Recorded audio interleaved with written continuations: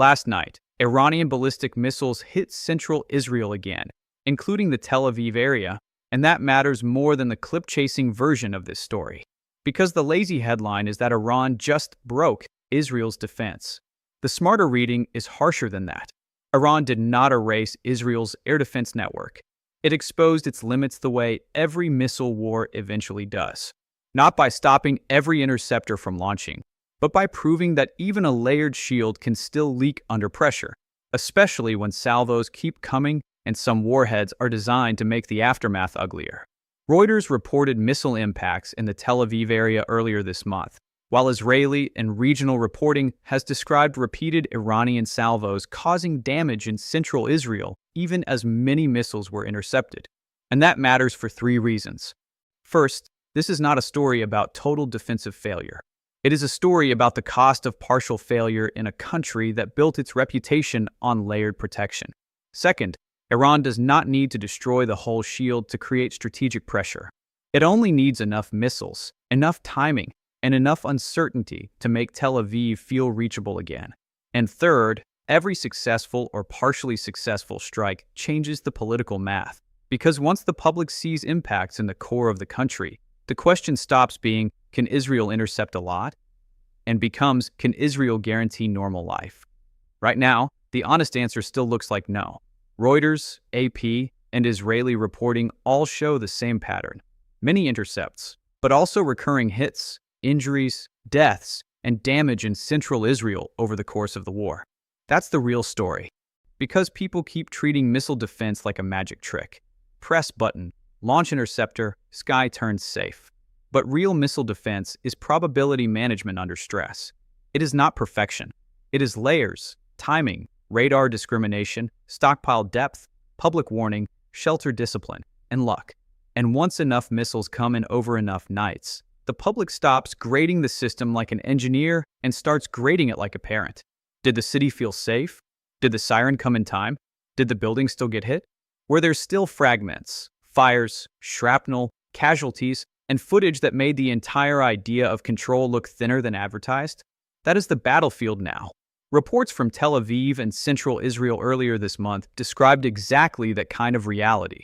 Interceptions overhead, but still direct impacts and civilian injuries on the ground. So let's anchor the exact incident fast. Iran has continued firing ballistic missiles into Israel during the current war, with strikes and debris impacts reported in or near central Israel, including the Tel Aviv area. Reuters reported impacts in central Israel on March 3rd. Israeli outlets and emergency responders have also reported direct hits in Tel Aviv and surrounding cities during multiple barrages, including cluster warhead attacks that spread submunitions across several locations in central Israel.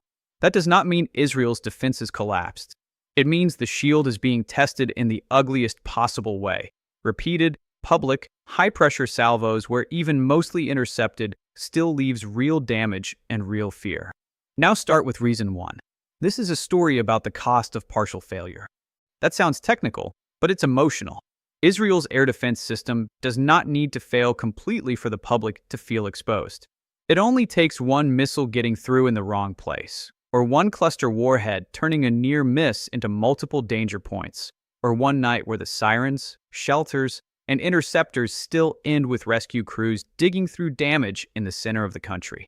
That is what makes the Tel Aviv angle so important.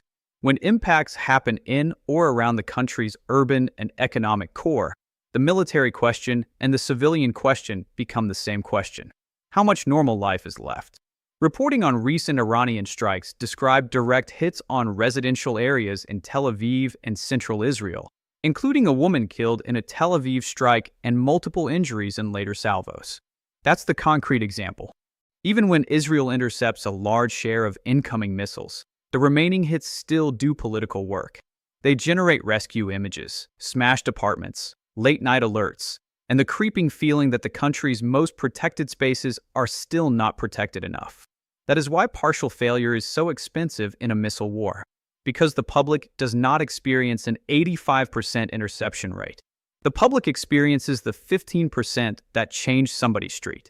Israeli reporting on cluster warhead attacks describe bomblets falling across several cities in central Israel, not one neat impact point. which makes the emotional footprint even wider than the military one. Here's the punchline. A shield doesn't have to fail everywhere to feel broken somewhere. That is the trap. Now go to reason 2, because this is where Iran's strategy gets clearer. Iran does not need to destroy Israel's air defense network. It only needs to keep stretching it. That is a very different objective and a much more realistic one. Tehran is not trying to prove that Iron Dome, David's sling, arrow, and the rest are fiction. It is trying to prove they are expensive, finite, and vulnerable to saturation, timing, and adaptation. That is why the volume and character of the salvos matter so much. Some nights, Iran has used cluster warheads. On other nights, it has fired repeated salvos that force Israeli defenders to keep spinning interceptors and civilians to keep running for shelter. Times of Israel reported suspected cluster warhead use that wounded civilians in central Israel and spread damage across multiple locations. That's the concrete example for reason 2. A cluster warhead changes the problem. Even if the main missile track is understood, submunitions can widen the danger zone and turn one incoming threat into several smaller problems on the ground. The system may still function. The defenders may still do a lot right. But the public sees a wider mess. And that wider mess is strategic, because it tells Israeli society that defense is not binary. It works until it doesn't, and even when it works, it may not work cleanly enough to preserve calm. AP recently reported that Iranian cluster munitions in this war have burst open high in the air and scattered bomblets over wide areas, making them harder to intercept and more dangerous after the main missile breaks apart. And here's the punchline. Iran is not trying to prove Israel is defenseless. It is trying to prove Israel is never fully relaxed. That is enough to create pressure. Now let's get to reason 3, because this is the one that turns a military story into a national one. Every hit in central Israel changes the political math. Because missile defense is not just a technical system. It is a promise. A promise that people can live, work, send children to school, keep airports functioning, keep commerce moving, and believe that even in wartime the state can contain the sky. Once that promise starts looking less absolute, the war enters a different psychological phase. People begin asking harder questions. How long can the pace continue? How many interceptors are being burned? How much does this cost? And can the government keep saying the overall trend is favorable while nightly images keep showing damage in the core of the country? Israeli officials say they have sharply reduced Iran's launch capacity, but Iran is still firing and still hitting. That's the concrete example for reason 3. On one side, Israeli officials and outside analysts have said Iran's launcher inventory and missile fire rate have fallen sharply since the start of the war. On the other side, recent barrages have still reached central Israel, and public life is still being interrupted by repeated alerts, impacts, and debris. Both things can be true at once. Iran can be weaker than it was on day 1 and still strong enough to keep the most sensitive parts of Israel tense. That is exactly why this phase is so dangerous. Because wars don't become politically exhausting only when one side is losing badly. They become politically exhausting when the government keeps saying the enemy is degrading, but the population keeps seeing the enemy arrive overhead. And here's the punchline. As long as missiles can still reach Tel Aviv, Iran can still contest the story of control. That matters a lot. Now, to be fair, there is a counterpoint here, and it matters. It would be wrong to say Iran has somehow smashed Israel's entire defense architecture. Current reporting does not support that. In fact, Israeli officials say they have destroyed a large percentage of Iran's launchers and badly degraded its military infrastructure. And the continuing fall in Iran's daily launch rate suggests the pressure on Tehran is real. That means one dramatic barrage should not be mistaken for proof that the larger defensive campaign is failing. That counterpoint is important because it keeps the analysis honest. But it does not erase the bigger problem. Because missile defense is judged by two audiences at once. Engineers judge by percentages. Societies judge by experience. And experience is what Iran is attacking. The point is not merely to hit a runway or a residential block. The point is to make central Israel feel continuously reachable. To keep pressure on markets, emergency services, political leadership, and civilian patience. That is why even a smaller number of surviving missiles can still matter if they are used at the right time, in the right pattern, with the right warheads, against the right locations. Reporting across the war shows exactly that tension. Iran's overall launch capacity may be falling, but the strikes that still get through remain strategically significant. There is another layer here people should not ignore. This war is burning money fast. Israel has already approved major defense budget increases tied to its widening security challenges, including a 42 billion shekel rise across 2025 and 2026 and an earlier 9 billion shekel supplement tied to the war with Iran.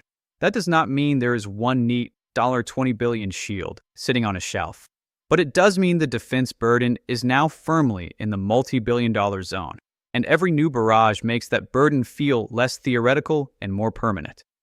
That's a concrete point that matters for viewers, because it changes how you should hear the title. The real issue is not whether Iran literally broke a specific $20 billion system in one night. The issue is that Iran keeps finding ways to make an enormously expensive defensive architecture look stressed, costly, and imperfect. And in modern war, that is already a strategic effect. You don't need to destroy the shield. You need to make the shield look tiring. You need to make every successful defense cost more than expected and every leaked missile carry more emotional weight than the numbers alone would suggest. The sheer cost pressures of this war on both sides have been noted by defense analysts and in public budget decisions. Now here's where people start asking the wrong question. Did Iran break Israel's defense? That's too simple. The better question is this: what was Iran trying to break? And the answer is confidence. Confidence that the center of the country can function normally under repeated attack. Confidence that air defense can stay ahead of adaptation. Confidence that degrading Iran's launchers automatically means safety returns to Tel Aviv. Confidence that the war is narrowing instead of mutating. That is what these strikes are really working on. Not just buildings, not just runways, not just casualties. Confidence.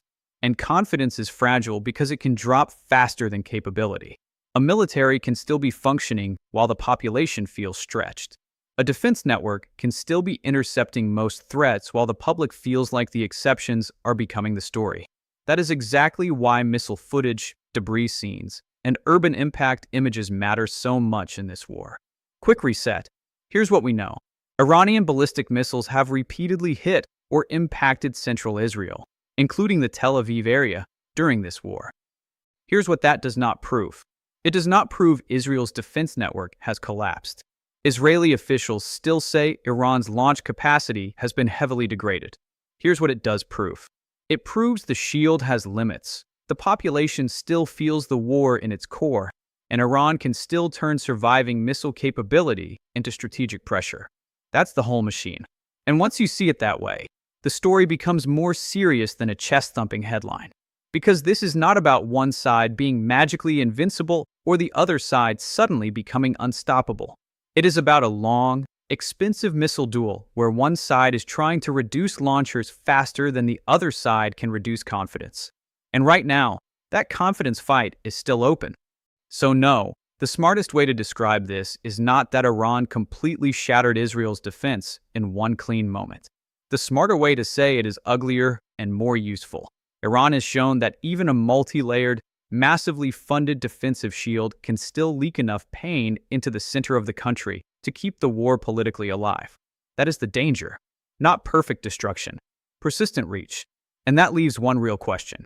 If Iran can still make Tel Aviv feel vulnerable after all the interceptors, all the budget, and all the claimed launcher losses, what exactly counts as control in this war anymore?